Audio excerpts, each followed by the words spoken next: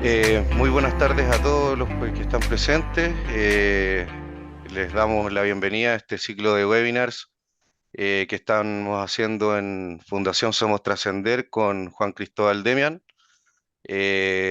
Juan Cristóbal Demian es cientista político de la Universidad Católica, realizó un magíster en Relaciones Internacionales y Defensa de la NEPE y hoy en día está realizando un doctorado en Relaciones Internacionales y hoy en día viene a hacernos la presentación sobre su tema de hoy, que es Vanguardias Culturales, Transformación Social en los últimos 60 años. Así que les dejo a Juan Cristóbal para que pueda realizar la presentación. De antemano le damos las gracias por estar el día de hoy con nosotros y también a todos los presentes. Perfecto. Muchas gracias Ulises, muchas gracias a los chiquillos de Somos Trascender y muchas gracias a los asistentes. Como bien le dije, como bien había conversado un poco con el presentador antes de la sesión, esta presentación consta de dos partes.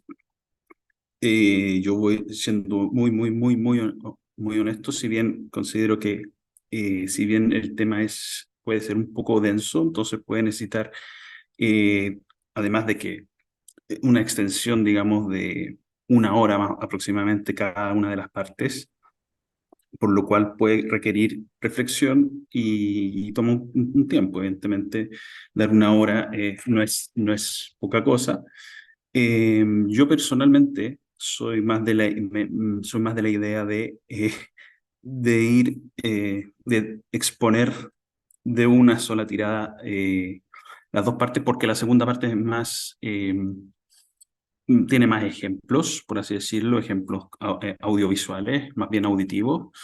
Entonces, en caso de, podríamos conversarlo terminando la primera parte, si es que tienen el tiempo, el ánimo, la disponibilidad, la cabeza y con el permiso de la organización, proceder con la ponencia completa, o de lo contrario, no tenemos ningún problema, hay una segunda fecha agendada y podríamos continuar la segunda parte en esa oportunidad, ¿ya? Pero eso lo dejo, digamos, aquí de antemano, lo podemos efectivamente conversar o si no, tenemos más preguntas cerrando la primera parte.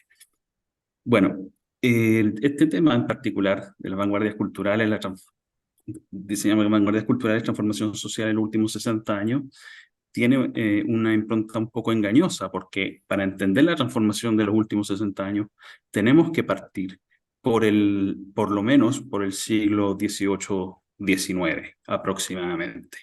¿Por qué? Porque es ahí, en el momento en el cual tenemos el origen, la matriz de estas transformaciones culturales. Nosotros vamos a entender estas transformaciones culturales como como esta perspectiva, si se quiere, antisistema, eh, respecto efectivamente del statu quo, digamos, de la forma de vida tradicional que nosotros entendemos, ¿ya? Entonces, para partir, los objetivos, digamos, de esta presentación es lograr una inmersión profunda en los sustratos ideológicos que han acompañado las transformaciones culturales. Eso es la base, ¿ya? Eh, para eso vamos a requerir de un ejercicio denominado metanoia. La metanoia implica poder ponerse en el lugar, en la mente, en la perspectiva de las corrientes que estamos estudiando, no desde el punto de vista de la empatía, no significa lo mismo. Empatía es ponerse en el lugar para sentir y compadecerse. En cambio, la metanoia es ponerse en el lugar del otro, entender, sentir como el otro, pero con un objetivo analítico, con un objetivo racional, que es el objetivo de estudiar lo que ocurre. Entonces, partimos, como les dije, con el de curso que viene del clivaje entre romanticismo e ilustración. Vamos a explicar de lo que se trata eso. Y la segunda parte es la ejemplificación, como les dije, que se practica con el submundo de la música, en el submundo alternativo de la música, que considero que es bueno para ejemplificar esta transformación ya aplicada a los últimos 60 años. Entonces, partimos con el romanticismo, que es la rebelión contra la razón. Entendemos que en el siglo XVIII se impone la ilustración que incorpora todo este elemento más bien racional de cálculo, de civilización. Estamos hablando de la época, digamos, de las grandes revoluciones europeas, en el cual se genera el Estado-nación y se genera, digamos, la economía liberal, economía más bien tendiente a lo global, la época en que empiezan a desplegarse los imperios europeos por sobre los otros continentes. Entonces, todo este proceso está acompañado de las grandes filosofías de la Ilustración, las filosofías del racionalismo, del método científico, de todo ese tipo de progresos, digamos, a nivel científico, racional, eh, de Occidente, ¿cierto? El humanismo racional, en ese sentido. La ciencia exacta, por último, por cierto, el cálculo económico para la economía, ¿ya? Entonces, ¿qué es lo que cuestionan los romanticistas, que son, por así decirlo, la contracara de este proceso? Se cuestionan que se abandonaron los sentimientos y las emociones en este proceso, afirman que el instinto y los sentimientos pueden incluso ser superiores a la razón. Ojo con eso, no solo iguales, sino que eventualmente superiores. Postulan que la vida debe ser vivida en un estado de conmoción y compulsión radical y permanente, y se apela a la libertad del espíritu individual por encima de cualquier dogma del pasado, tradición, religión, etcétera, ¿ya? Y se apela a un subjetivismo radical, es decir, lo que le pasa a cada individuo, lo que le pasa a cada ser humano en este proceso, ¿ya? Y eso genera un choque con la sociedad imperante en la época, sin duda. El romanticismo parte con la generación de la sensibilidad, la generación de los grandes poetas alemanes, eh, los cuales, dentro de su razón más profunda, su razón más metafísica, pensémoslo así, la razón de aquello que va en lo más hondo de cómo entienden el mundo, hay un redescubrimiento del panteísmo naturalista. ¿Qué significa esto? Esta noción, digamos, de que estamos unidos a la naturaleza indisolublemente. Eh, Tiene evidentemente esto un choque una arista que choca evidentemente con la tradición cristiana de la época y con la tradición racional también, que pone al ser humano por sobre la naturaleza. Entonces acá, al contrario, se redescubre esta idea y se revalora en términos incluso religiosos el paganismo europeo. ¿Ya? También por vía del redescubrimiento de la de los textos, principalmente de la India, que traen los ingleses, que impactan mucho en Alemania, hay una noción de orientalismo, esta noción de que las filosofías orientales nos tienen mucho que enseñar en este respecto, y también el irracionalismo, es decir, la idea que, como dijimos, que aquello que no es lo racional puede ser causa, digamos, de algo mejor que la civilización racional. Entonces, también para los alemanes en esta época, estamos enfocándonos en esta época por ahora, se forja una idea de un nacionalismo que no es racionalista, un nacionalismo que se va por la emoción, digamos, de lo que es la comunidad del pueblo, el Volksgeist. Eh, y esta idea de nacionalismo no racionalista que va en paralelo al nacionalismo racionalista, que es el que genera el Estado-Nación, ¿cierto? Son dos formas muy distintas de ver el nacionalismo en su momento. Y esta generación de la sensibilidad propone, digamos, en su literatura, héroes que son atormentados, que buscan cambiar un mundo injusto, un mundo donde se abandonaron los sentimientos, y donde incluso el suicidio, como el del joven Werther en la obra de Goethe, es una forma de protesta ante este mundo injusto, este mundo cruel. ¿Ya? Esa es la primera generación. En paralelo, no siendo parte de lo mismo, pero también importante, está el Marqués de Sade. El Marqués de Sade propone, digamos, una visión muy radical de lo que es precisamente la liberación de estos deseos, de estas pulsiones más bien salvajes del ser humano. Muchos lo conocen por su literatura enfocada en lo sexual, evidentemente. Y acá tenemos algunas de sus frases, donde dice, por ejemplo, permítanos entregarnos indiscriminadamente a todo lo que sugieren nuestras pasiones y siempre seremos felices. La conciencia racional no es la voz de la naturaleza, sino la voz del prejuicio. Para conocer la virtud Primero debemos familiarizarnos con el vicio, también dirá. Uno debe hacer violencia al objeto de su deseo. Cuando se rinde, el placer es mayor. Esta es la base del denominado sadomasoquismo, que podríamos entenderlo como una práctica sexual, pero a nivel filosófico, también aquí hay una impronta filosófica en lo que está diciendo el Marqués de Sade acá. Eh, una especie de autodescripción en una de sus novelas, imperioso, colérico, irascible, extremo en todo, con una imaginación disoluta como nunca se ha visto, ateo hasta el punto del fanatismo, allí me tienes en pocas palabras y mátame de nuevo o tómame como soy, pero no voy a cambiar.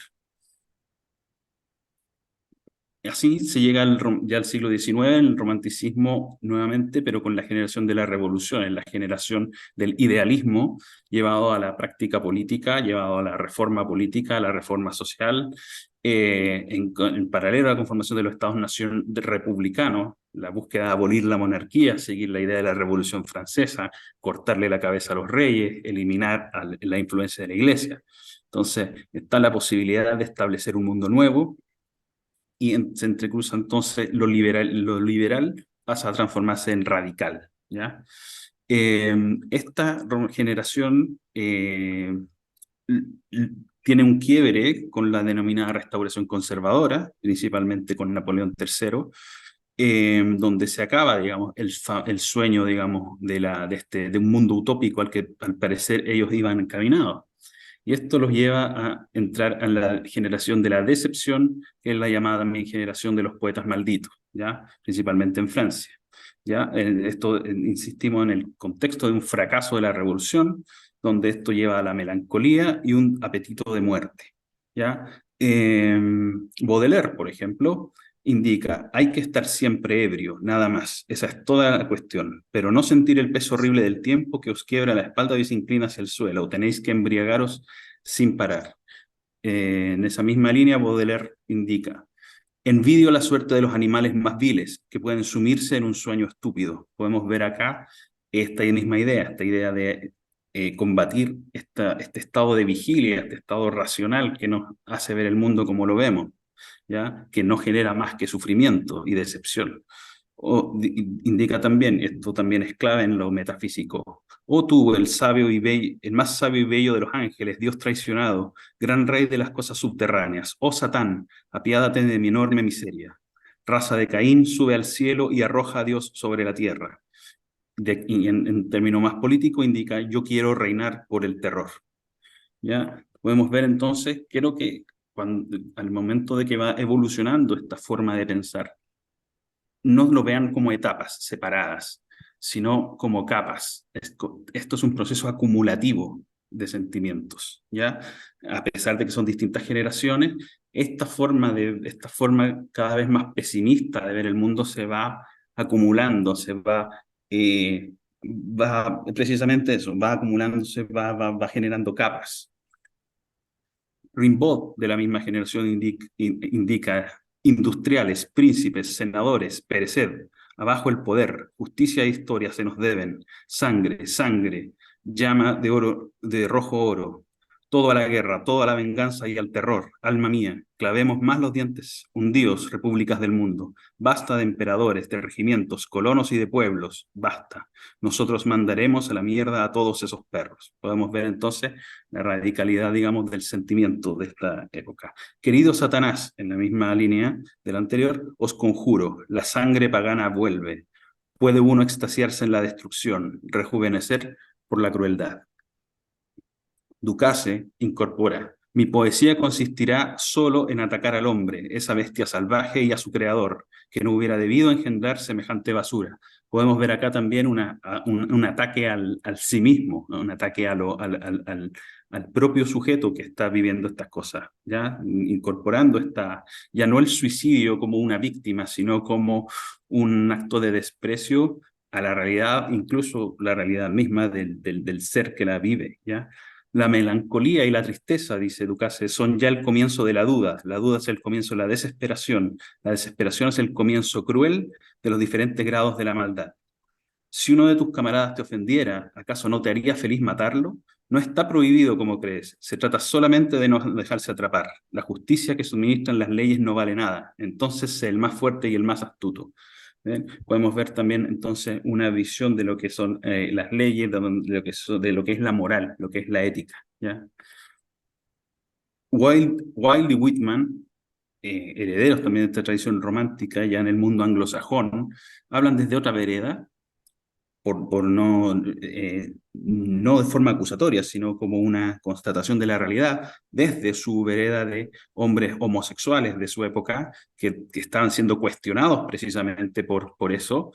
En De Profundis, por ejemplo, que es la carta, es un tratado filosófico, pero que es una carta que le escribe en la cárcel Oscar Wilde a su amante, por el cual terminó preso por su homosexualidad.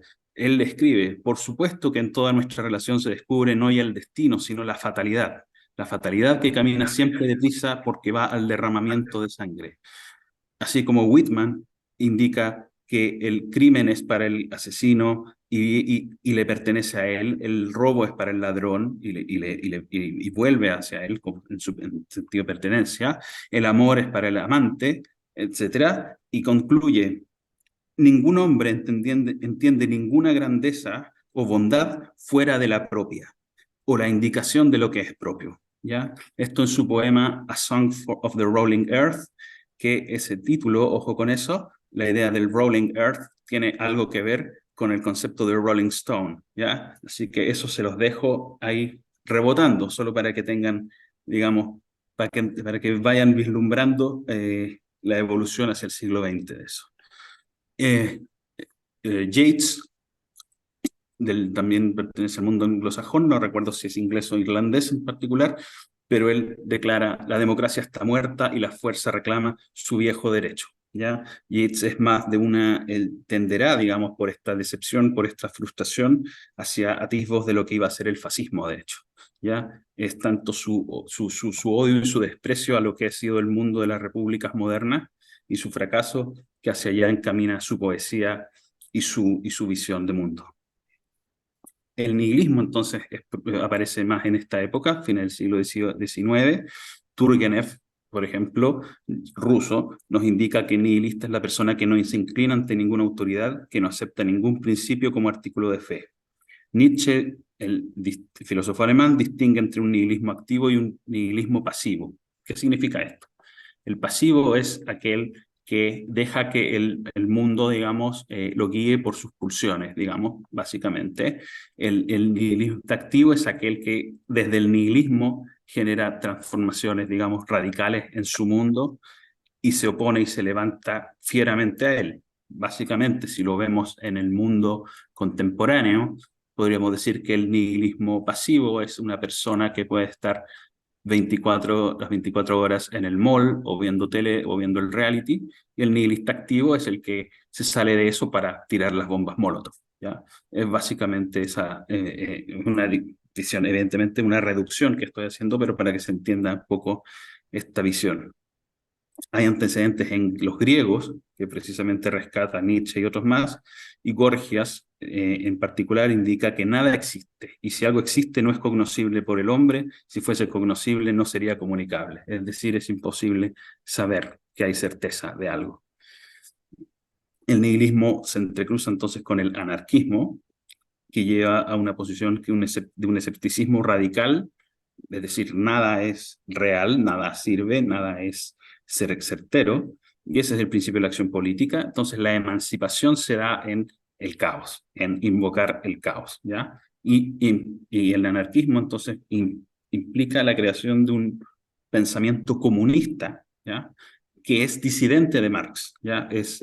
Se pone en una posición contraria a la de Marx porque concluyen que Marx es un positivista, un tipo que impone leyes, las leyes de la economía socialista para llegar al comunismo. Los anarquistas se niegan a eso, dicen que es en el caos donde se logra efectivamente el comunismo. ¿Ya? Esto es importante tenerlo claro porque para entender que no todas las visiones que llevan al comunismo son iguales. Y el pesimismo ya en su área más radical, siglo XIX, con Schopenhauer, por ejemplo, Schopenhauer postula la figura del renunciante, que es distinta al suicida, para que veamos cómo escala esto, cómo cada vez se vuelve más oscuro, por así decirlo. Porque ¿cuál es la diferencia? El suicida odia el sufrimiento, por eso se suicida, ¿cierto? Pero el renunciante, que podría equipararse a una especie de budista que busca, digamos, salirse del mundo, odia incluso el gozo, ¿ya? O sea, el renunciante odia también las cosas buenas, tampoco le sirven. El renunciante, a diferencia del suicida, se deja morir. ¿Qué quiere decir esto? El renunciante, el suicida comete una acción al momento de empuñar un arma contra sí mismo, pero el renunciante sencillamente lo que puede hacer es tenderse en una cama y negarse a tomar agua y comer, sencillamente. ¿Ya? Y de esa forma no está llevando una acción contra sí mismo, sino que sencillamente no está haciendo nada. ¿Ya? Y de esa forma perece. ¿Ya? Y esto también se deriva también, lo deriva Nietzsche de la máxima del fauno sileno de Grecia, que indica que lo mejor para el hombre es no nacer, ser nada, y si ha nacido, morir joven. ¿Ya? Se postula entonces del pesimismo radical que la civilización es mala, que en tanto dura la civilización y el progreso industrial es un escollo para el pueblo, dirá él, desde una perspectiva más social, comunista. Entonces, postulan, digamos, que el hombre ha generado un mundo maligno, el hombre es maligno entonces también, y el comunismo entonces se postula como una barbarie positiva, ¿ya? Y esto nos va a llevar también a otras posturas, como el ecopesimismo, el ecologismo actual, la idea de que somos plaga, el multiculturalismo es la idea de que el hombre blanco es el malo, por ende los buenos son los pueblos de color, los pueblos disidentes, los pueblos asiáticos, los pueblos oprimidos, etcétera. Y el orientalismo radical va en esa misma línea, la idea de postular todas las prácticas orientales, la filosofía oriental, como algo que es más sincero y superior a lo occidental, incluyendo el cristianismo. ¿Ya? El vanguardismo, en ese sentido, ya en el mundo de las artes, es aquella tendencia de generar cambios radicales en el pensamiento social, pero a través de la vida del arte, a través de avanzar, ¿ya? Esa es la vanguardia, son los que avanzan, ¿ya? Ellos, por ejemplo, postulan romper los límites, los cánones y la tradición. ¿Mediante qué? El uso del tabú, ¿ya? Entonces, aquí en esta cita dirán el poder de las artes es de hecho la forma más inmediata y rápida para la reforma social, política y económica. La primera vanguardia, digamos, más destacada del siglo XIX es el impresionismo, que lo que vemos acá es que ellos desintegran un poco la realidad para llevarla a impresiones. ¿Por qué? ¿Qué es lo que importa de las impresiones? Que son solamente eso. No es una figura con una esencia propia, sino que es lo que a la subjetividad de la persona le llega de eso, ¿ya? No hay algo real, no hay un mundo objetivo frente a él, sino solamente lo que esa reflejo, esa impresión instantánea, esa impresión pasajera, le deja en la vista, le deja en el alma, por así decirlo. Entonces, lo que hacen en técnica de pintura es pintar un momento de luz, descartando las esencias. El expresionismo es más radical, busca expresar las emociones del artista y deformar la realidad para acceder también a una subjetividad cruda, ¿ya? Los expresionistas consideran el realismo, es decir, pintar algo con esencia, como algo arcaico, y el impresionismo, que es la fase anterior, como decadente, como algo burgués. Entonces ellos buscan más bien politizar, entre comillas, estas temáticas, llevándolo a la idea de soledad, de miseria, horror y muerte.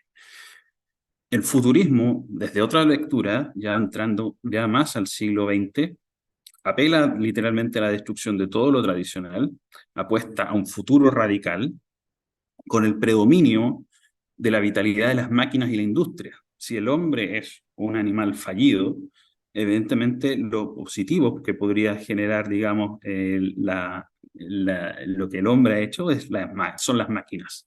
La máquina no tiene respeto por nada, la máquina es pura fuerza. Los principales valores que promueve el futurismo son la fuerza, la agresividad y la velocidad, los aviones, los trenes.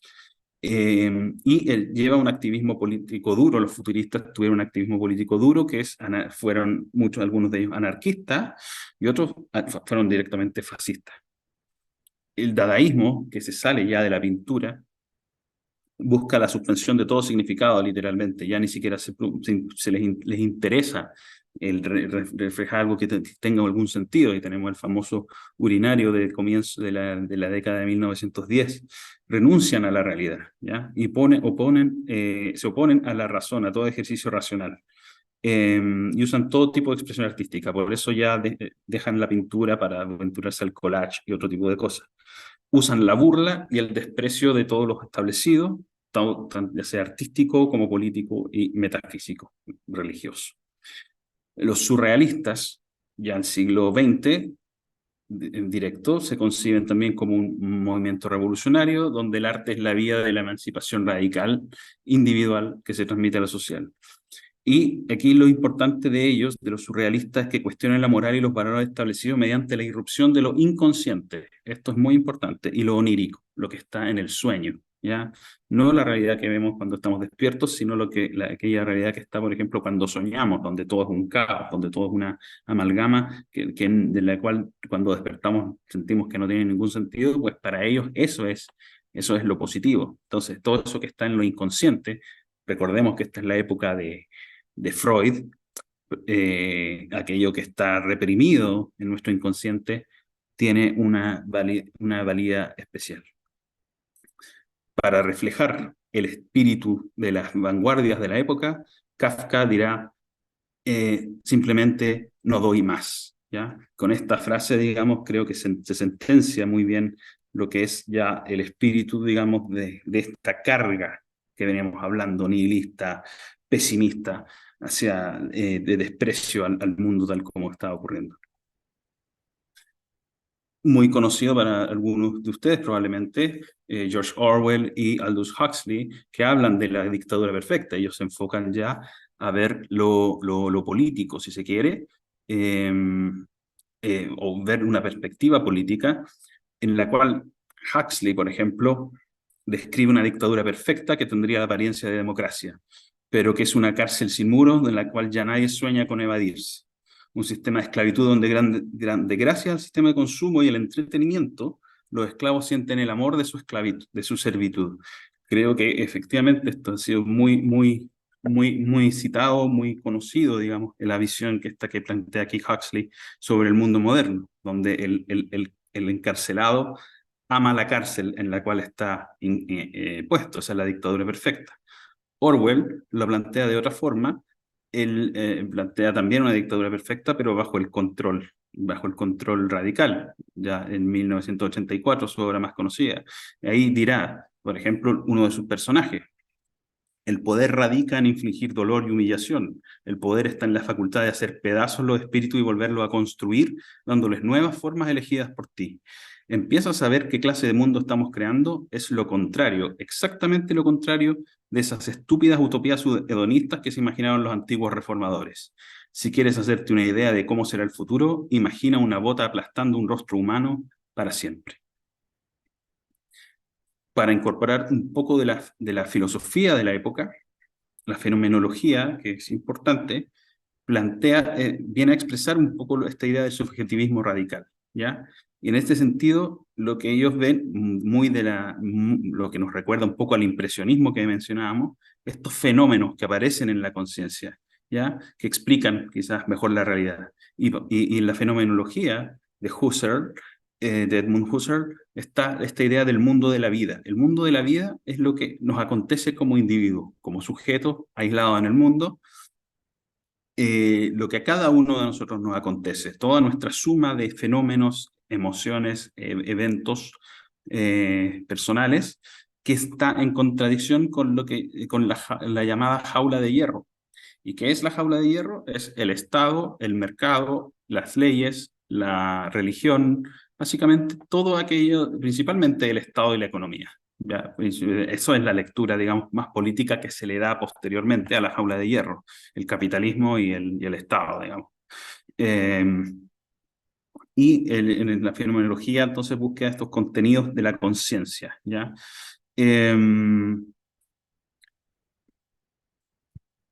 Heidegger, que es el discípulo de Husserl, postula más en la línea de preocupación, si se quiere, de hacia dónde se encamina el hombre occidental. Y en esta discusión que él tiene precisamente con un monje budista, Heidegger plantea que el pensamiento, que el hombre occidental nunca se ha preguntado realmente por el ser, qué es el ser, y que eso es lo que nos lleva a este estado de angustia, a este estado de desolación, que por un lado es la angustia de lo que hemos visto, sí, pero por otro lado es esta idea de soledad que genera, digamos, el mundo moderno. Eh,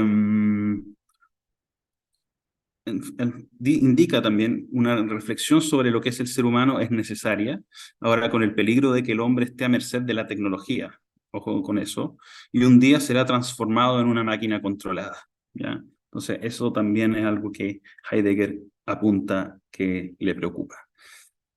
En el existencialismo que le sigue, tenemos estos pensadores como Sartre y Camus.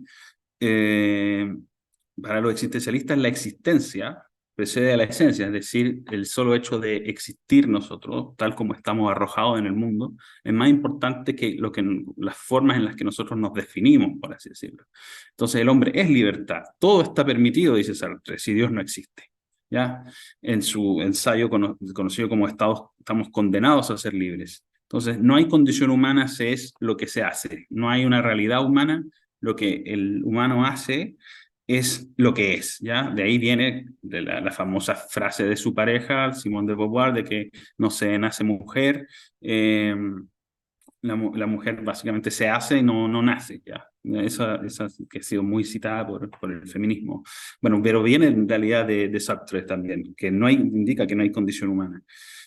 Camus, por su lado, dice que indica, por ejemplo, que ha comprendido que la única manera de igualarse a los dioses es ser tan cruel como ellos. Y en el libro La peste, Camus hace un aporte muy importante, más desde una vereda anarquista, que para la peste para él es el fascismo, esa es como el uso que le da la palabra.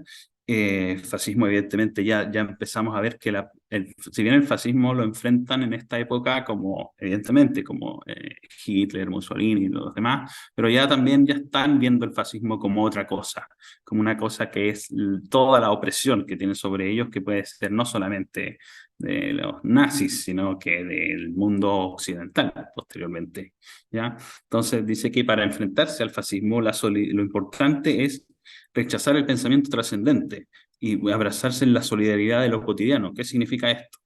Por ejemplo, que para Camus estos grandes líderes antifascistas del comunismo, por ejemplo, Stalin, Mao y todos estos, digamos, grandes líderes comunistas que van a ser antifascistas, no son, digamos, el camino, porque lo que promueven ellos es un ideal utópico, un ideal de comunista que también es glorioso, es trascendente, es superior, y Camus está en contra de todo lo que sea superior.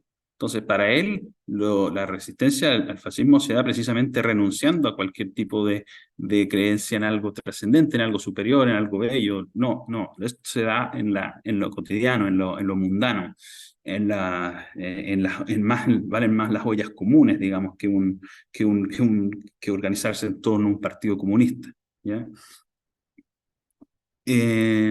La teoría crítica del estructuralismo, la famosa escuela de Frankfurt, que toma también ya lo que venía heredándose de Freud, indica que no hay naturaleza ni esencia, lo que ya hemos visto otros que lo han dicho, y que la realidad es imposible de aprehender. Eh, y ellos indican que, por ejemplo, que la razón es un problema, porque la razón subjetiva, la razón que está enfocada tanto al individuo, promueve el capitalismo, ¿ya? Y la razón objetiva, que es la que se fija en esencias, en realidades, en cosas trascendentes, lleva al reaccionarismo o al fascismo, literalmente. Entonces, el problema no es o sea, ni subjetivamente, ni de forma individualista, ni de forma comunitaria, es buena la razón. El problema es la racionalidad. Entonces, la barbarie es mejor en ese sentido, nuevamente la idea del comunismo como barbarie, para ello es importante incorporar el inconsciente, ¿ya? El inconsciente, que es la liberación del placer, del eros, ya que estaba en Freud, ¿ya? Y nuevamente podemos pensar también en el Marqués de Sade que habíamos visto. Por eso es que acá vamos a ver olas de donde vamos a mi juicio, lo que vamos a ver acá en esta evolución de este pensamiento eh, de vanguardia cultural es una gradiente donde se extreman dos posturas, que son el extremo dolor y el extremo placer, básicamente, o un pesimismo suicida o renunciante al máximo, o el hedonismo, digamos, de la lujuria desatada, ambas cosas, o a la vez, o extremadas en su punto, pero no lo estable, evidentemente, que eso para ellos esta razón opresiva, ¿ya? Entonces, ellos son los que van a amplificar el fascismo a la personalidad autoritaria, ¿ya? No, ya se acabó Hitler, se acabó Mussolini, eso es del pasado. Ahora la personalidad autoritaria, es decir, la personalidad que tiene valores trascendentes, tradicionales, ese es el nuevo fascista, ¿ya? Entonces, ellos proponen también que una forma de lograr esto es la idea de las industrias culturales. Las industrias culturales para ellos son todos los grandes medios de distribución artística y cultural que a su juicio operan como dispositivos, si se quiere, del capitalismo y del fascismo. Entonces, para ellos lo que se puede hacer es precisamente tomar esas industrias culturales, darles otro sentido, darles vuelta y que sirvan esas industrias culturales para lo contrario, es decir, para la liberación del placer, el deseo del inconsciente, etcétera. ¿Ya? Adorno en particular es el que se mete ya en la música y eso nos sirve también como idea. Postula, por ejemplo, la idea de un comunismo musical por vía del dodecafonismo, que es básicamente una idea en la cual no hay una jerarquía en las mismas notas. Busca, digamos, cómo se puede a nivel de la estructura de la música lograr una idea de un comunismo, un igualitarismo de la música que se transmita, digamos, a la sociedad, ¿ya? Y la idea de una música ligera ofensiva, que es decir, música que no es de las grandes, música docta, música compleja, sino que es música que puede ser muy sencilla, muy pegajosa, muy fácil de socializar y que por esta vía también se puede lograr eso, precisamente. Estos pensadores, que ya van a ser como los abuelos o padres, digamos, ya de la deconstrucción, que algunos de ustedes ya pueden haber escuchado ese concepto, lo vamos a explicar, pero estos señores son importantes. Eh, Bataille, por ejemplo, también está activo, digamos, en la época de los años 40, etcétera. Indica muy en la línea también de heredar lo que postulaba el Marqués de Sade y otros más. Lo que emprendemos es una guerra. Es tiempo de abandonar el mundo de los civilizados y su luz. Es preciso rechazar el aburrimiento y vivir solamente de lo que fascina, ¿ya? Ahí vemos una tendencia hacia eso.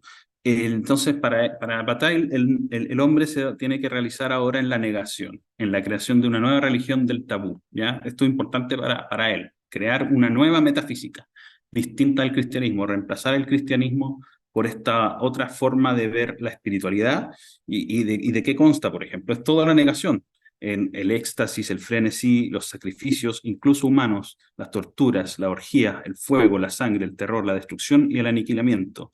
Postula la muerte y el orgasmo sexual como rechazo de la razón, ¿ya? Como los momentos en los cuales la razón es abolida.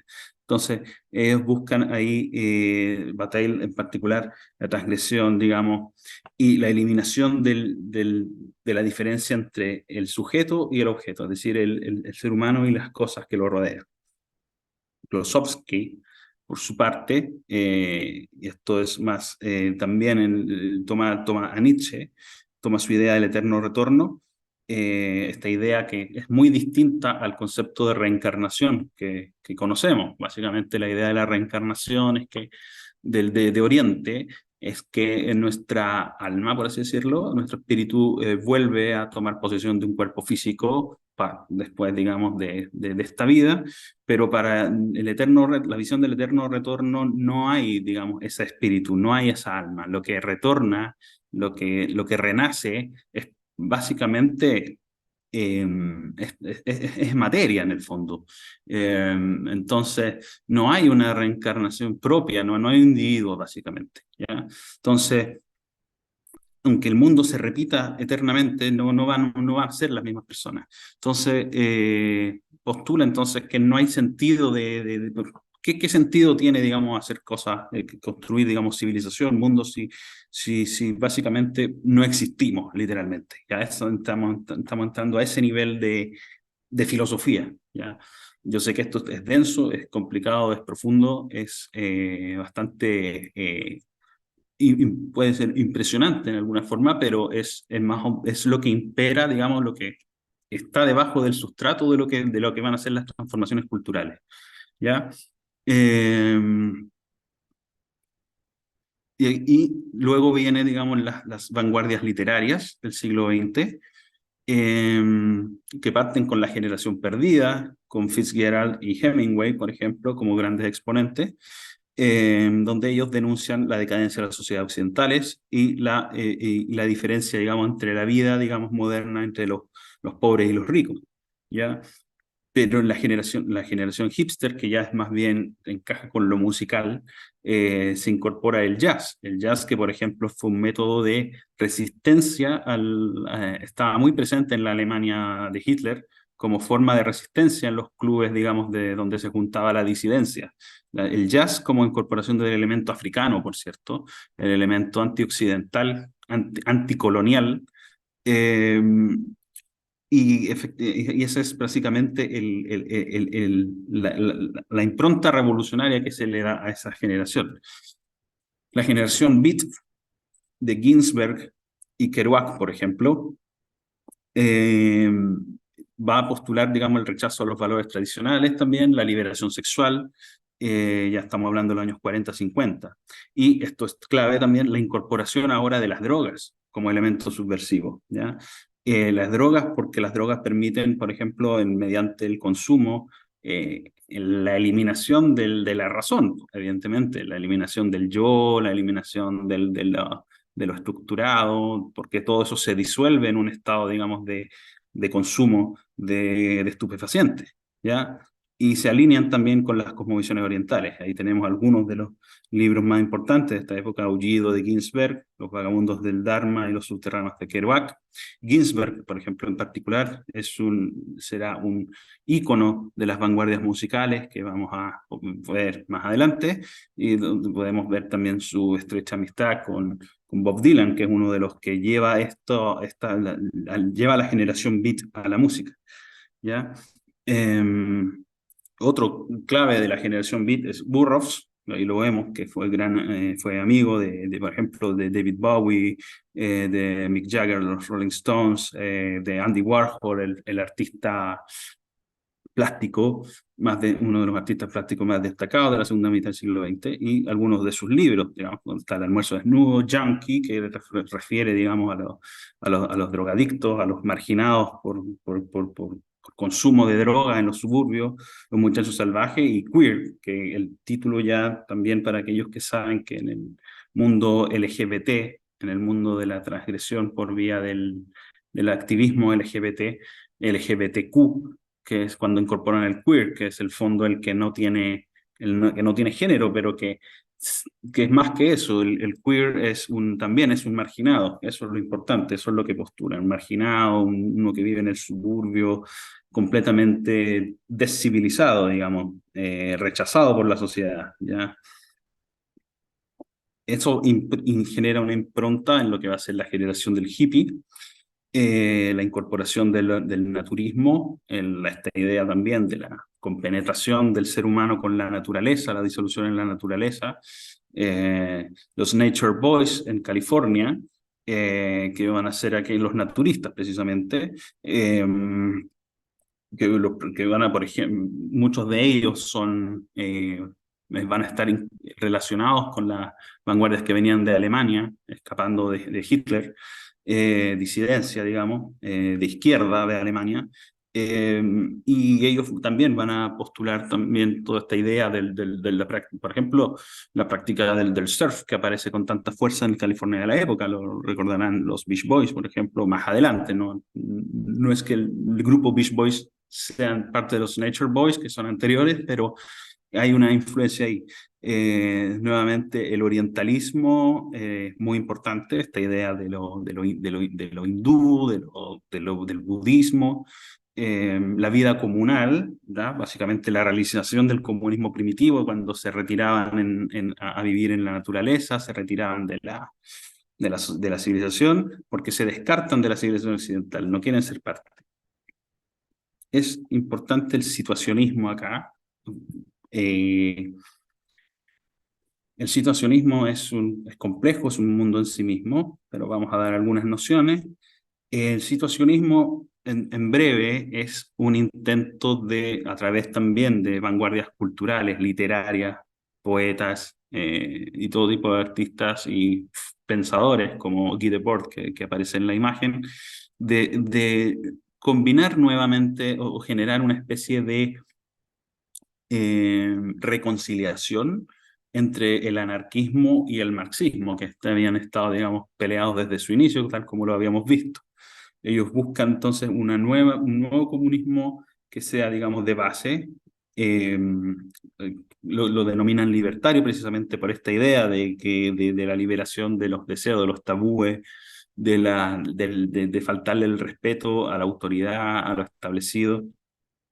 Y lo importante acá, para lo que estamos viendo, es la hibridación del arte y la vida, es decir, el arte no se tiene que separar de la vida, digamos, funcional, al contrario, tiene que ser la forma en la que se rompe eso.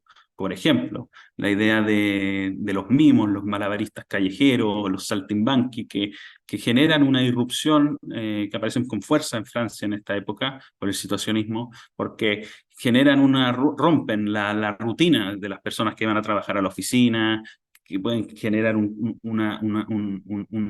quiebre en el tráfico, en la hora de tráfico, pararse en medio de los pasos de cebra, impidiendo que los autos lleguen a su oficina. Esas son formas, digamos, por las cuales esta hibridación del arte y la vida generan este rechazo al mundo moderno.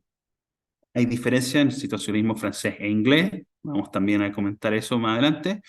Importante la noción de la sociedad del espectáculo, para ellos el capitalismo y todo este régimen opresivo nos pone un espectáculo, nos pone el reality en la cara para que nosotros nos perdamos ahí y nos olvidemos de las cosas que son importantes. Entonces ellos postulan contra eso la filosofía del DIY, el do it yourself en inglés, el hazlo tú mismo, que es la idea de que ya no depender de las industrias culturales que planteaba los Adorno y los de Frankfurt, sino crear, digamos, esta especie de salirse de las industrias culturales y crearlas desde abajo, digamos, desde lo que está afuera.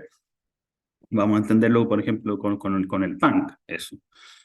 Los hippie, que ya son la mezcla entre hippie y situacionista, refieren JIP, es Youth International Party, que es el Partido Internacional de la Juventud.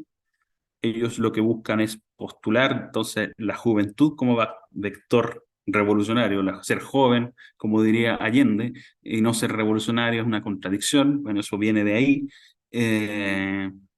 Los Black Panthers, que son muy conocidos, digamos, por su activismo, digamos, por la insurrección de los negros en Estados Unidos en los años 60, que estaban acompañados por los White Panthers, que no son tan conocidos, pero que eran los camaradas blancos de los Black Panthers.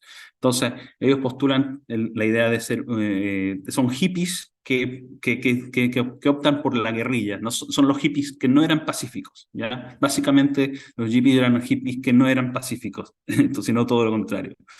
Eh, una cita de los principales líderes hippie, de Jerry Rubin, dice: nosotros vemos el sexo, el rock and roll y las drogas como parte de una conspiración comunista para conquistar América. Esta frase la encuentro notable porque lo dice él, uno no tiene que decir no tiene que tratarlo de comunista, de decirle, acusarlo de comunista, si él lo está diciendo. Nosotros reducimos la política a la simplicidad de la lírica del rock and roll. Los hippies tecnólogos están trabajando duro para desarrollar un equipo de rock transportable para así poder combatir a la policía y bailar rock al mismo tiempo. Eso es importante porque ahí vemos la idea que vimos, la hibridación del arte y la vida, llevar la protesta a través de la música, en la calle, etcétera. Eso es lo que conduce al mayo del 68. Mayo del 68 en Francia, vemos ahí a Marcuse de la Escuela de Frankfurt, que es ovacionado como un rockstar por los revolucionarios estudiantiles franceses, la idea de la revolución juvenil, estudiantil, intelectual. Vemos ahí que como ponían, digamos, ellos declaran la tríada de las tres M, que son Marcuse, que sale ahí, Marx y Mao, que son los tres ídolos de la época, ¿ya? Y ellos postulan entonces que a partir de ahí es otra forma de entender la revolución comunista. No es, digamos, la antigua, no es la de Lenin, aunque también lo validan, pero es distinta. Eh, Porque, y para algunos da la inicio a la muerte cultural del capitalismo en el mayo del 68, ¿ya? La generación Yuppie, ¿ya? De Young Urban Professional, tiene más que ver con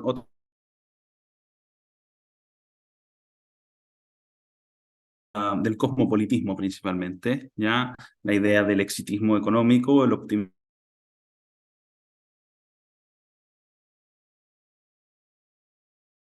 optimalización de la igualitarización de las culturas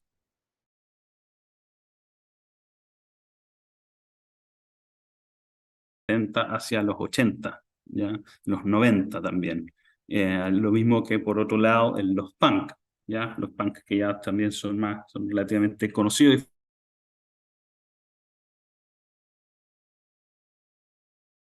postulan el nihilismo, son evidentemente en gran parte anarquistas, ven la urbe como un campo de batalla, están siempre, digamos, en condición de confrontación. Dropout se refiere al descarte, es decir, ellos dejan de ir al colegio, dejan de ir a estudiar, dejan de ir al trabajo. Son ácratas y apátridas, ácratas en sentido anarquista, no reconocen autoridad, y apátridas no reconocen naciones. eh, Optan por la tribalización, la idea de generar lo que llaman escenas, grupos pequeños que se están, digamos, desparramados a lo largo de toda la ciudad, ¿ya? La deconstrucción, entonces, que ya aparece a fines de los 60, pero que se instala ya más con fuerza en los 80, o a lo largo de los 70, 80, 90 también, con estos pensadores, algunos muy conocidos como Foucault, o Derrida, Deleuze, Guattari, franceses principalmente. Es un poco más complejo, pero vamos a dar algunos atisbos de cómo ellos radicalizan todo lo que ha venido ocurriendo que hemos descrito. Ellos le quitan, digamos, todo significado a la realidad. eh, Ellos buscan, su revolución es cuestionar todas las jerarquías binarias y aquí vemos, por ejemplo, hombre, mujer, dentro, fuera, etcétera. Todo ese tipo esas son las cosas que ellos deconstruyen, ¿ya? El género, la identidad racial, la identidad nacional. Ellos abren hacia lo esquizo, porque ellos están mucho más allá de Freud y los demás. Ellos dicen que lo esquizo, digamos, lo ven lo esquizo, evidentemente, esquizofrenia, la idea de no, de que no hay límite en ese sentido. Recordemos, por ejemplo, todos ellos se interesan mucho en la psicología. Recordemos que Foucault habla de la antipsiquiatría, que es decir, que los locos tienen una forma de ver el mundo distinta a nosotros, que no es inferior, sino que es tan válida, por ejemplo. Entonces, lo esquizo es la apertura, digamos, a liberar todo el deseo, todas las pulsiones en ese sentido, ¿ya? Para ellos no, en su antropología no hay individuo, no hay persona, somos un flujo de cosas. No hay un yo que estoy hablando en este momento no soy yo, soy un montón de procesos que están ocurriendo. Entonces, por eso es que de aquí vienen los no binarios, por ejemplo, los no binarios que están tan de moda hoy en día, que son los que todo el mundo los hace meme y se burla porque amanecen mujer, se acuestan como hombre, van cambiando, van transicionando todos los géneros posibles a lo largo del día. Bueno, filosóficamente es esta idea de lo esquizo, de que, no, de que hay un flujo, no hay, como no hay una persona, hay un montón de cosas adentro de esa persona. Eh, y eso, por ejemplo, la idea del fascismo para ellos son los que van en contra de esto, básicamente. Los que quieren ver, por ejemplo, los que quieren decir que un hombre es un hombre, literalmente. Y dicen, no, tú eres hombre porque tú tienes los cromosomas aquí y allá, tú tienes estas características, eres hombre. Bueno, eso es un fascista, esos son los paranoides, que son los que se oponen a los esquizos. ¿Ya? Entonces, también para ya en lo que son las generaciones, digamos, más visuales de los 80 a los 90, después del punk, pasamos al post-punk, donde la existencia es un pesar, donde se idealiza el suicidio, donde se promueve el vagabundeo urbano, es decir, no tener raíces en la ciudad que es tan hostil, no hay sentido y hay apatía. ¿Ya? Y los cyberpunk, que ya es la época en la que nos adentramos, digamos, actualmente, es ya literalmente la abrogación de la humanidad. La humanidad es el problema, el ser seres humanos. El neo-orientalismo se identifica como esta visión que ya no es solamente esta lectura ingenua de las filosofías y las religiones de Oriente, no, todo lo contrario, esto es la adaptación de esta falta de tabúes que hay en ciertos pueblos orientales, como por ejemplo los japoneses. Por eso esta idea de la validación de estas subculturas japonesas, que los japoneses evidentemente tienen grandes diferencias con nosotros los occidentales, y ellos tienen una falta de tabúes o tienen los tabúes de una forma culturalmente desde hace muchos milenios muy distinta a la nuestra. Pues bien, para los occidentales que asumen este discurso, esa forma de ser de los japoneses con esos tabúes tan distintos a los nuestros, en lo sexual, en las imágenes que ellos muestran, es una forma entonces en la cual ellos postulan esta radicalidad. El trans y el poshumanismo, para aquellos que conozcan un poco de esta idea de cambiar lo humano, de dejar de ser humano por vía de, no sé, lo tecnológico principalmente, los chips cerebrales, cambios en la prótesis, etcétera, y ya el poshumanismo que podemos ver, por ejemplo, ahí ya eso es ya post-deconstrucción, ya, precisamente en algunos de los ejemplos que están ahí graficados en las imágenes, ya, dejar atrás cualquier noción de humanidad, ya. Ellos promueven, digamos, las comunidades de afección. ¿Qué significa esto? Se identifican como que viven en manada, como más allá de lo que podría ser una tribu urbana. Eh, Como la sociedad, como este mundo fascista, opresor, literalmente nos oprime, por ende no podemos confiar en él, no podemos confiar en la familia, que la familia es una institución patriarcal, etcétera.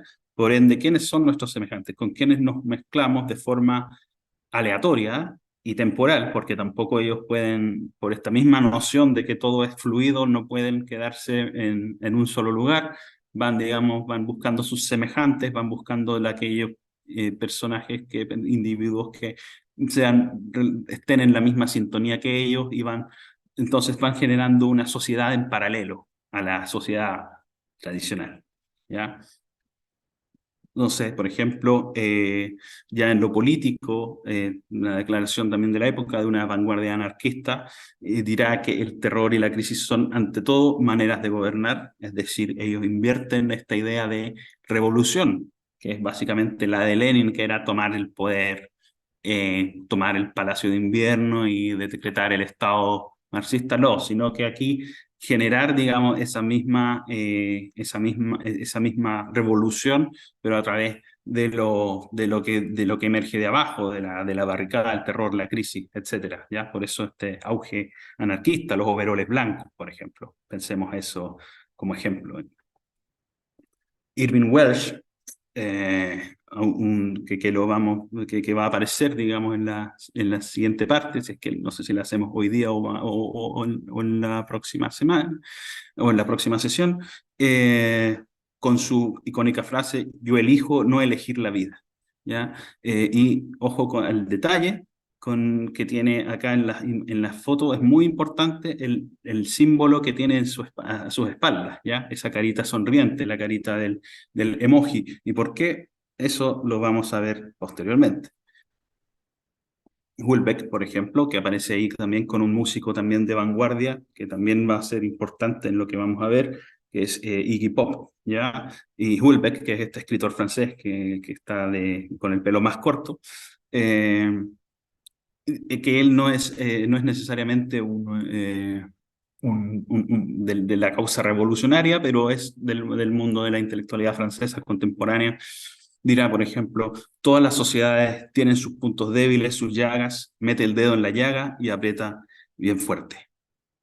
Entonces, elementos clave que tenemos acá para ir redondeando son el sentir del mundo de la vida, es decir, aquello que le pasa a los sujetos, es decir, su vida propia, su vida personal, sus emociones, sentimientos, el hedonismo, la liberación del deseo, chocar con la realidad establecida, los estados alterados de conciencia, principalmente drogas, alcohol y otras formas, algunas etapas del duelo, pero no todas, como la decepción, la rabia, la pena, pero no la superación, el nihilismo, la acracia, decir, sin autoridad, la errancia, no reconocer un lugar, una raíz, dropout, descarte, chao colegio, chao deberes, chao universidad, cambiar la vida, decir, no el mundo como pretendían los comunistas antiguos, sino cambiar la vida de uno mismo, lo antisistémico, insumisión social, muerte del yo, rechazar el yo, la depresión, el suicidio, evidentemente, guerra contra el mundo, cosmopolitismo, no se reconocen, digamos, fronteras, digamos, antioccidentalismo, occidente como causa de todo lo malo, frenesí, éxtasis y extravagancia también. Y en la música, que es ya lo que vamos a ver en la siguiente parte, solamente como adelanto, y ahora podemos abrir, digamos, para comentar, digamos, si es que le damos nomás y seguimos con los ejemplos o paramos acá, pero hay que entender entonces que la música relacionada a esto es antes de las vanguardias, antes de todo del proceso que vimos, está básicamente dividida en dos.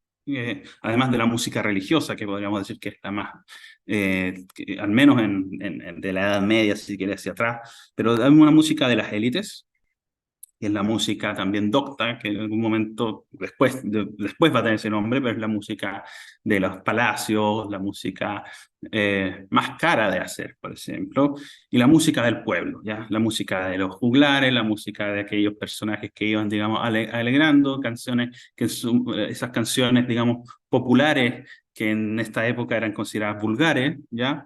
Porque pertenecían al vulgo, al pueblo. En cambio, la otra es la música de las élites. Después de la vanguardia vamos a tener otras configuraciones. En la música de las élites pasa a ser la música docta, la música clásica, la ópera, todo eso que tenemos acá. La música popular, que es distinto a la música del pueblo. La música popular es lo que suena en la radio, básicamente. Industria cultural de por medio, lo que llega a las personas. Y hay algo intermedio entre lo docto y entre lo popular, que es la música de vanguardia, porque va a influir en lo docto. Precisamente nosotros vamos a ver mucha música clásica de directores de orquesta que incorpora elementos de construcción. ¿Por qué? Porque está ya en esta onda de la música de vanguardia que influye en la música docta. Pero también, evidentemente, la música de vanguardia va a influir en lo popular porque va a dictar más o menos la pauta, digamos, de las temáticas, los estilos y todo eso.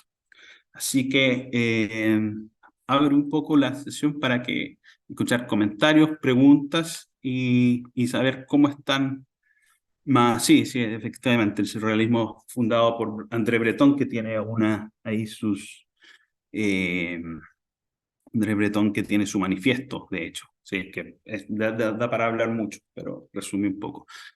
Sí. Pero ahí si puedes moderar, Ulises, para saber si es que hay alguna pregunta, comentario.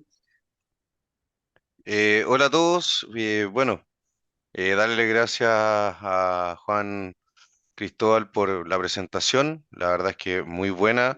También preguntarles, aprovechar si es que quieren que siga la presentación o lo dejamos hasta acá y seguimos en la próxima sesión como él nos propuso. La verdad es que lo dejo un poco a gusto del público y bueno, vamos con preguntas. También aprovechar de comentarles. Que están con descuentos el libro de Juan Cristóbal, Radical Libre, y también su lanzamiento de preventa de su nuevo libro, Ensayos desde el fin del mundo sobre el final del tiempo. Así que los invito a que se inscriban para la próxima semana al lanzamiento, digamos, del libro y también si quieren comprar al tiro la preventa de esto que va a hacer ahora Juan Cristóbal, esta nueva obra. Le dejo a Bruno primero la primera pregunta que estaba consultando. Así que, Bruno, no sé si te puedes ahí de... ¿Aló? No, ¿Se me escucha? ¿aló? Sí, perfecto. Tú Ah, tenías la mano levantada, así que te dejo a ti la sí, primera pregunta. muchas Adelante. gracias. Gracias también a Juan Cristóbal por el tiempo, la disponibilidad, muy buena presentación. Yo dejaría, bueno, anuncio mi voto al tiro. Yo dejaría el resto de la segunda sesión porque de verdad es mucho contenido y como que quiero digerirlo, pero bueno, eso es solamente mi apreciación. Mi pregunta para Juan Cristóbal, desde el punto de vista de la renovación socialista que vivió Chile con el exilio, que por ejemplo em, muchos socialistas se exiliaron después de el 73 y durante el 80 también, que algunos se fueron a Francia, otros a Estados Unidos, otros a Italia, otros a Alemania del Este. Quería saber si pudieras como hacer una suerte de diferenciación, o sea, en los pies del socialista que llegaba a Francia, ¿qué lo diferenciaba del socialista que llegaba a Estados Unidos, que después iba a volver a Chile con las cosas que absorbía en su estancia allá? Eso. Perfecto.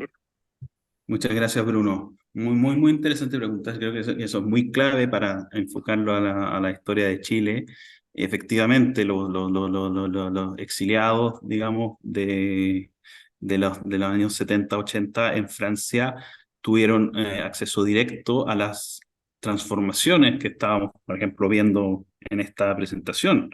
Efectivamente, la incorporación de los elementos del situacionismo, que van a generar también esta visión del llamado eurocomunismo, que se entremezcla con lo político, ¿ya? Hay de todo. Evidentemente tenemos que nunca olvidar que están aquellos que lo veían desde un punto de vista también político de transformación institucional. Por ende, ellos apelaban también a esta idea de una socialdemocracia, de una transformación hacia una socialdemocracia del estilo del socialismo europeo, que iba muy de la mano con esta transformación cultural que tiene de innovador el hecho de que no es, a pesar de su discurso anticapitalista o antisistema, a diferencia del marxismo que probó Allende, que probó la izquierda anterior,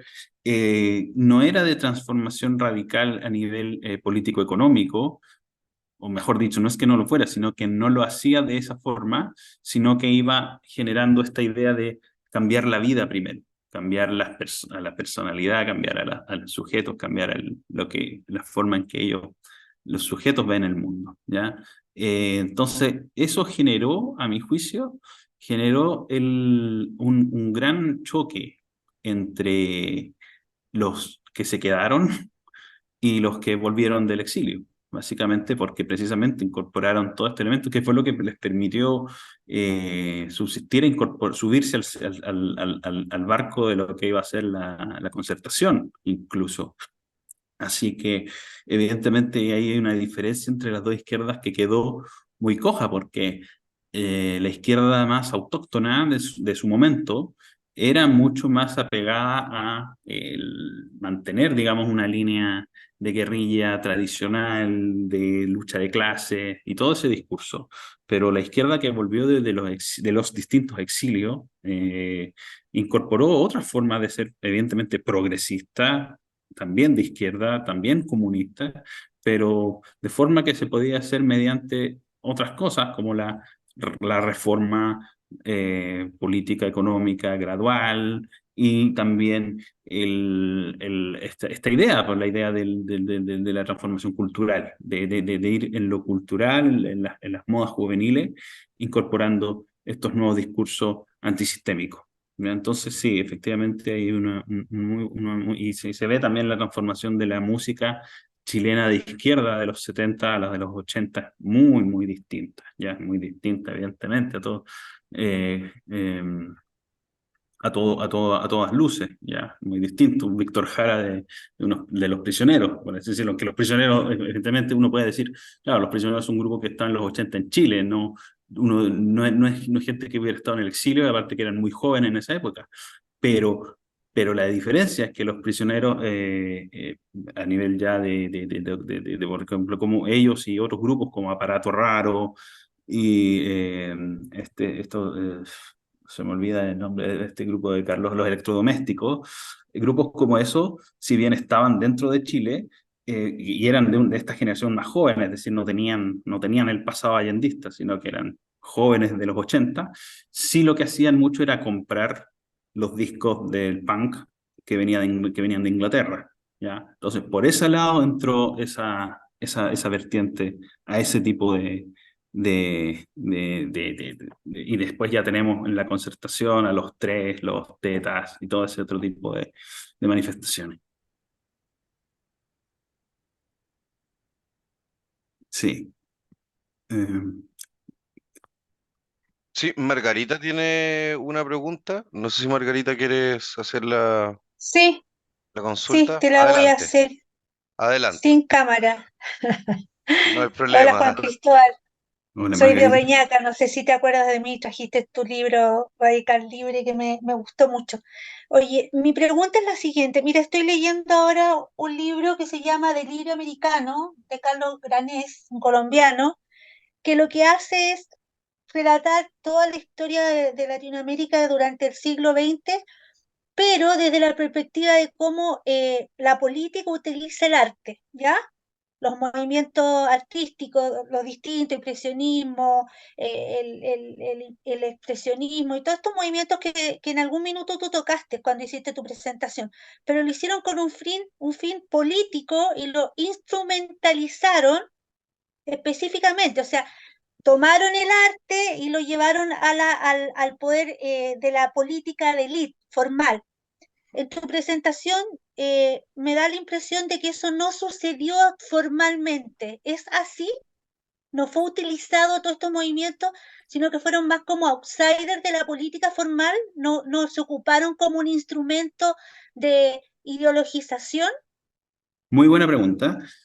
Y lo que hay que entender acá es que cuando nacen estas corrientes, se toman un tiempo para institucionalizarse, ¿ya? Y por lo general la institucionalización no lo hacen los mismos que lo iniciaron, ¿ya? Eso es importante entenderlo. Cuando estas corrientes nacen desde afuera, desde de outsiders,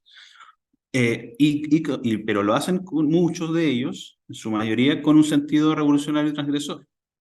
Eh, no te voy a decir que el 100% eran objetivamente comunistas, anarquistas o nihilistas, algunos sencillamente se sumaban, digamos, a la moda de su época o a la forma de plasmar la estética de su época, pero muchos de ellos sí partían con una idea revolucionaria. Pero eran outsiders y al momento en que eso se institucionaliza, como tú bien dices, porque sí fue, digamos, llevado a lo mainstream, que es decir, a lo grande, ocurre después, se toma su tiempo, eso, se toma su tiempo, eh, toma tiempo en asentarle. Por ejemplo, el punk en los 90 ya era una cosa que pasaba en MTV, ya en el canal de televisión de música más grande de Estados Unidos. El punk era parte de eso, pero en los 70 era una cosa que era completamente de marginales. Entonces, y no son las mismas personas. Ya los que parten con una vanguardia y cuando se institucionaliza, rara vez son los mismos. A veces pasa que son los mismos, a veces sí, pero muchas veces no. Y muchas veces los originales no les gusta la institucionalización porque es donde viene la crítica, ¿no? Es que transformaron nuestra idea la comercializaron, ¿ya? Y ocurre esa crítica, ¿ya?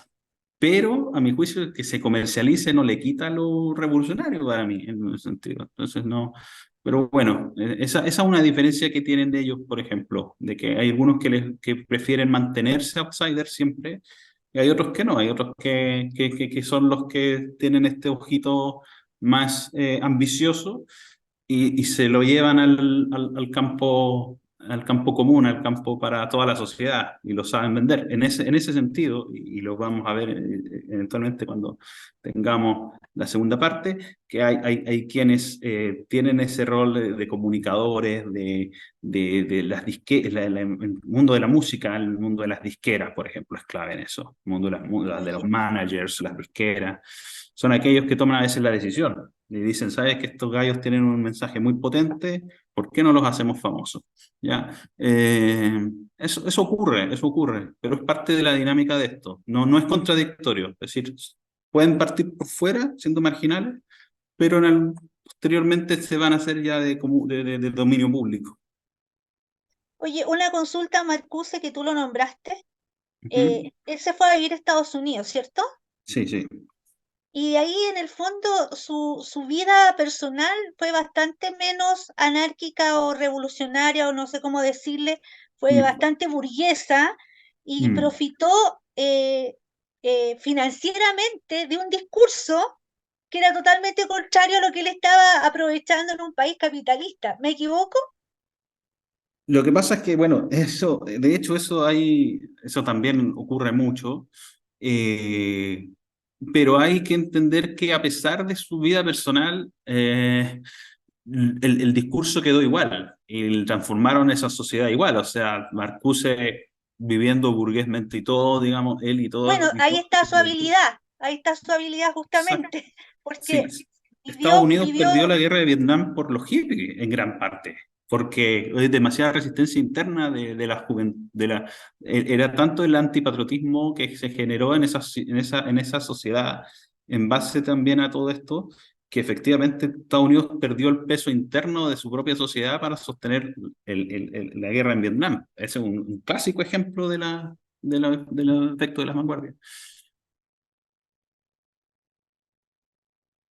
Sí. gracias. Gracias, Margarita. Y qué bueno verte dando estas charlas. Sí, sí, Bueno, sí. nos queda Nicolás que tiene una pregunta, Juan Cristóbal, y aprovecho de decirles que en el chat dejé el link de inscripción para el lanzamiento del libro de la próxima semana. Así que Sí. Nicolás, ahí que tenía la mano levantada, si puedes comentarnos tu pregunta. Bueno, Adelante. primero, muchas gracias por la charla, súper interesante. Me llamó mucho la atención esta última diapositiva, donde pones el tema de la vanguardia. Yo te quería preguntar por qué esa separación entre música docta y música de vanguardia, siendo que supone que la música docta de principios del siglo XX, más o menos, como hasta la primera mitad del siglo XX, era efectivamente vanguardia. Mm. Y por ende era música docta. Eso me llamó la atención como ponerla como intermedio de la música docta y la popular, haciendo como esta especie de sándwich. Sí, claro, efectivamente hay un nivel de función ahí y hay un nivel de continuidad histórica. Ya eso se podría tratar especialmente al respecto de eso. Eh, pero efectivamente, sin duda la música docta siempre ha tenido un componente de vanguardia por ser precisamente de élites, ¿ya? Sin duda, eso no me cabe duda. Pero el tema es que la vanguardia ya tiene, digamos, un objetivo claramente disruptivo en un sentido de transformación social, de transformación de cánones. En ese sentido, hago una separación, digamos, más bien analítica, porque efectivamente la música docta va a tener una relación muy cercana con la vanguardia, precisamente porque al final hay una élite, pero también hay música de vanguardia, esa era mi intención, que música de vanguardia en un sentido popular, es decir, que es parte de lo que viene a continuación en la presentación, es decir, son vanguardias que están por fuera de lo docto, ¿ya? Entonces, que esas vanguardias fuera de lo docto, que son las de los outsiders, también tienen su propio mundo y también influyen en la música popular, por así decirlo, y están igual de mezcladas con la música popular como la música de vanguardia de los doctos con la de la música docta, ¿ya? Entonces, ese era sencillamente el objetivo analítico, entender que hay experimentadores o aquellos que se dedican a lo experimental, precisamente con estos independientes se irradian hacia lo docto, que entiendo que es muy vinculado a los mundo de los conservatorios, todo ese tipo de cosas. Sin embargo, la música docta todavía en algunos núcleos todavía se mantiene la tradicional, ¿cierto? La música clásica tradicional todavía persiste en ese mundo docto, ¿ya? Entonces no está totalmente influido por las vanguardias eh, que las transgreden, ¿ya? Entonces como que todavía hay algo, hay como una parte pura, por así decirlo, no quise usar esas palabras como tal, pero y otra parte que ya tiene, digamos, esta impronta vanguardista. Pero sin duda es eso, están totalmente mezclados, ¿ya? Están totalmente mezclados los mundos, ¿no? Efectivamente, a nivel quizás humano no hay tanta separación, pero esa es básicamente la idea. Solamente comentarles que la sección que viene es sencillamente de ejemplos, no hay tanta materia, por si acaso, en caso de que piensen que los voy a bombardear con demasiada filosofía. No, lo que viene es solamente ejemplos visuales y auditivos. Pero bueno, insisto, eso ya lo dejo a ustedes y creo que hay una pregunta más y después procedemos a definir si seguimos o no de forma definitiva. Sí, Sí. adelante, Javier, con tu consulta. Hola Juan Cristóbal.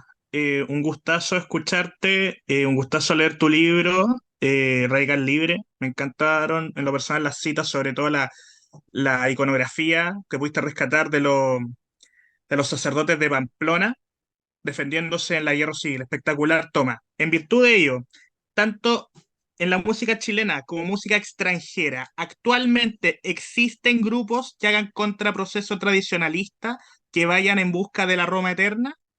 ¿Qué puedes recomendarnos a escuchar? Muchas gracias. Gracias, Javier. Mira,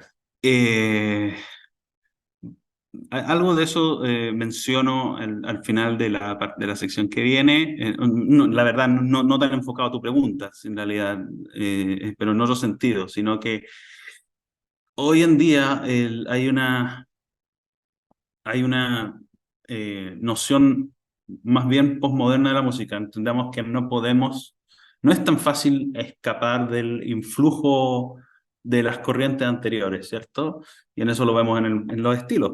El estilo es importante, el estilo rock, el estilo punk, el estilo trova, hip hop, música pop, electrónica, reggae, todos los estilos que tú quieras, todos tienen, digamos, una corriente, muchos de ellos nacen de lo revolucionario y quedan ahí, quedan básicamente ya, estamos en una época en la que todos esos estilos ya no son la moda como tal, ahora ya tenemos hasta el reggaetón, el trap y todo este estilo más urbano que se le llama, y esos otros estilos cumplieron su función, pero siguen dando vueltas porque eso siguen siendo escuchados y siguen teniendo culto, evidentemente, y personas que lo siguen escuchando hasta el día de hoy.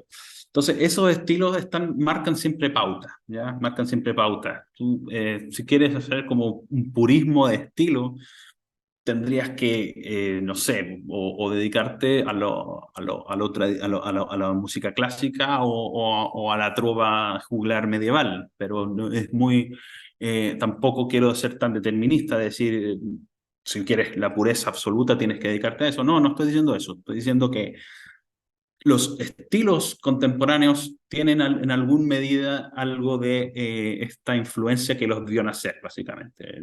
Como el rock tiene esta idea de fuerza, el rap tiene esta idea de protesta.